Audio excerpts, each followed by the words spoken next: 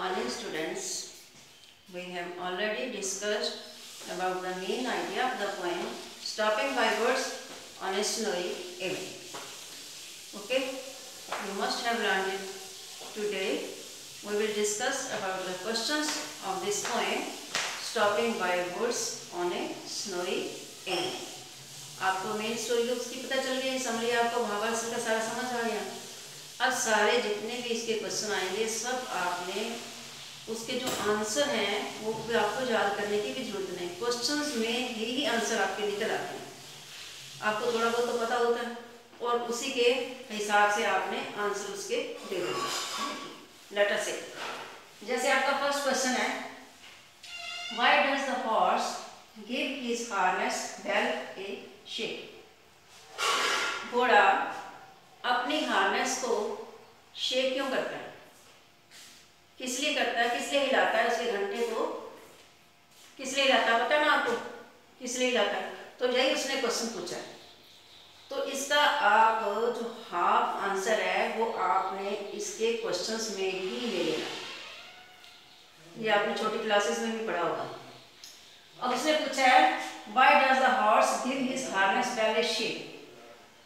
तो इसका हमें ये देखो, ये वाला हिस्सा जो है ये सारा हम वैसे के वैसे उतार देंगे। The horse gives his harness bell a shake, बिल्कुल सेम उतार लिया। यहाँ लिखेंगे गिव्स क्योंकि यहाँ डज लगा होगा, ठीक है ना।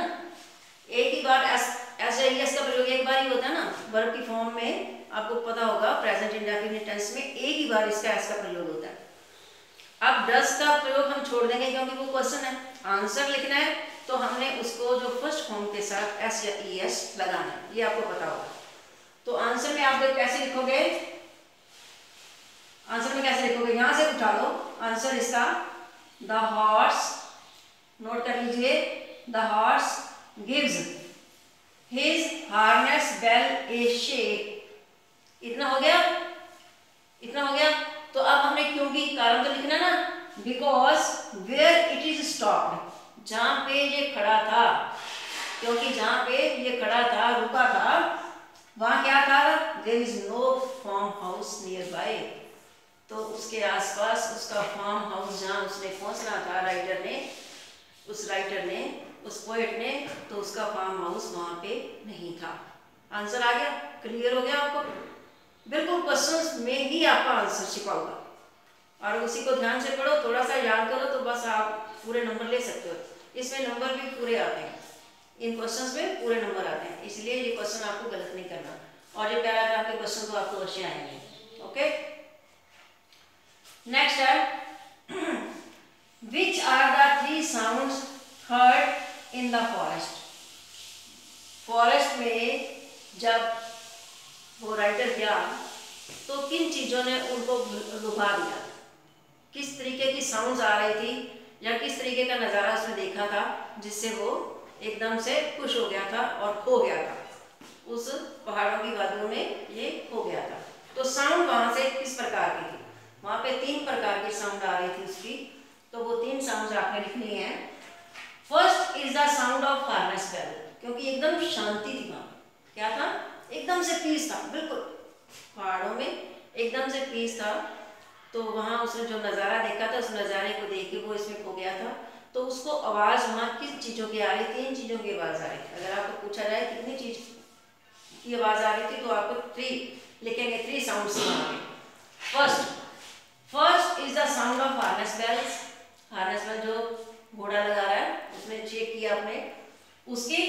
And second is of the wind, जो हवा पहाड़ों में आप देखते हो, कभी गए हो तो वहाँ हवा इतनी तेज चलती है कि उसकी आवाज़ साए साए साए कानों में गूंजती है, तो उस हवा की आवाज़ आ रही थी।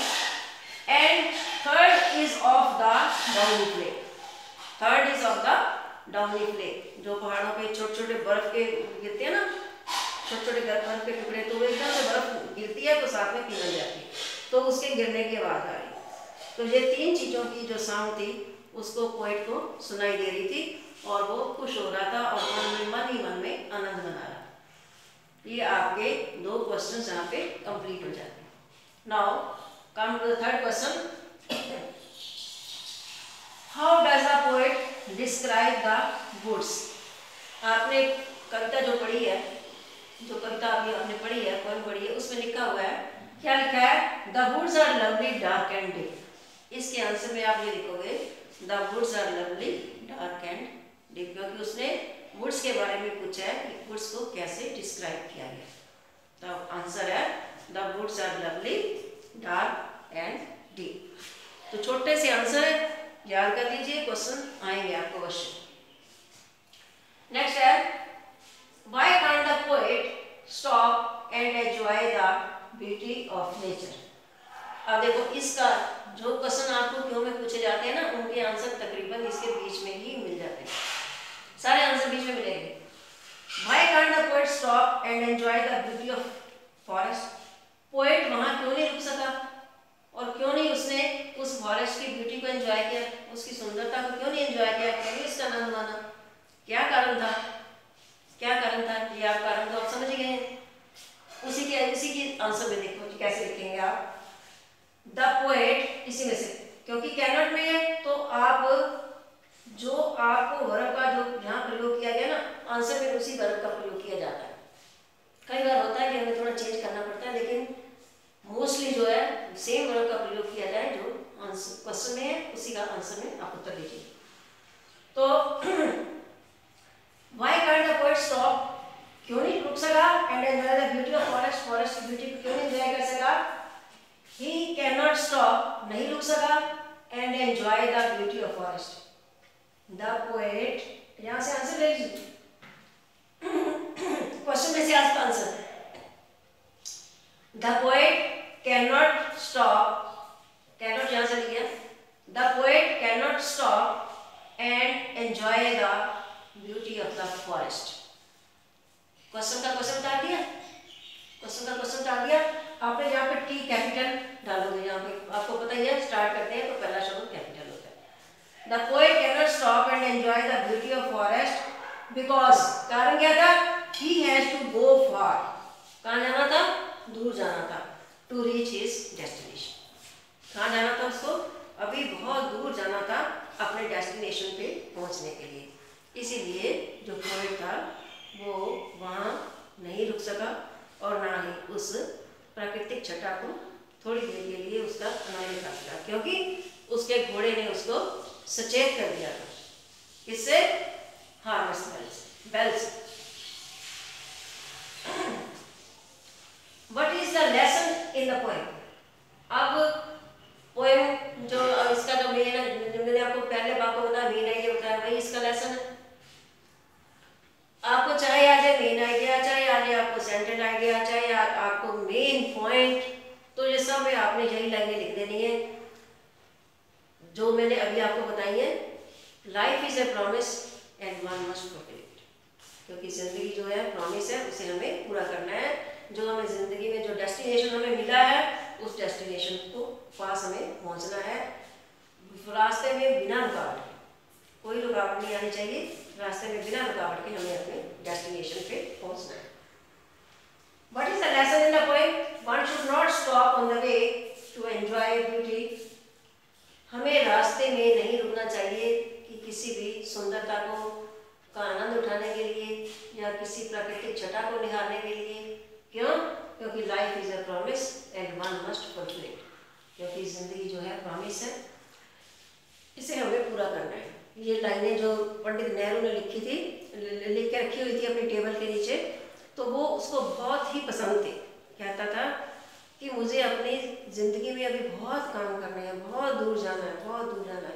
कहता miles to go before I sleep, जब तक मेरी आंखें सदा के लिए बंद ना हो जाए, यानी मैं मर ना जाऊं, तब तक क्या है? Miles to go before I sleep and miles to go before I sleep, miles to go before I sleep. जो लास्ट लाइनें हैं वो मैंने पहले भी आपको बताया कि बहुत ही इम्पोर्टेंट है और इसकी एक्सप्लेनेशन आपको पेपर में अवश्य आएगी, तो please learn it properly. Okay, अगर आपने अभी तक बुक्स नहीं खरीदी हैं तो बुक्स खरीद लो, बुक्स खरीद के पढ़ो, उसको डेली पढ़ो, आपको सारे क्वेश्चन याद आ जाएंगे। सारे क्वेश्चन अगर पूरी स्टोरीज को पढ़ ली है तो इसमें आपको कोई भी क्वेश्चन आ जाए आप उसका आंसर दे सकते हो। और अगर समरी आ जाए, अगर समरी आ गई, शॉर्ट समरी को कह देते हैं, शॉर्ट समरी लिखो इसकी। तो आप इन सारे क्वेश्चंस को इकट्ठा कर दो, इनके आंसर को इकट्ठा, लेकिन सीरियल वाइज अगर इकट्ठा करोगे तो क्या होगा, आपकी ये पूरी शॉर्ट समरी सी हो जाएगी। अगर कई बार पेपर में आपको समरी आ जाती है, शॉर्ट समरी आ जाती है, कई बार मेन आइडिया आता है, कई बार क्वेश्चन आते हैं, और एक्सप्लेनेशन तो एक पैराग्राफ की आएगी। ठीक है, तो इसको अच्छी तरह लर्न कर लीजिए, क्वेश्चन याद कर लीजिए। मैंने बता दिया, एक अपना चैप्टर पूरा हो गया और एक अपनी एग्जाम हो गई है। इन दोनों को अच्छी तरह से प्रिपेयर कर लो। और अभी हमने नोट्स बुक आपने बनानी है, असाइनमेंट भी बनानी है, उसके लिए भी आपको क्वेश्चन मिलेंगे, वो भी आपको 1-2 दिन में बता देंगे कौन सी असाइनमेंट आपने बनानी है। और प्रैक्टिकल अपना एक हो चुका है, उस प्रैक्टिकल की कॉपी ले लो और पहले वाला प्रैक्टिकल कॉपीज में लिख लीजिए।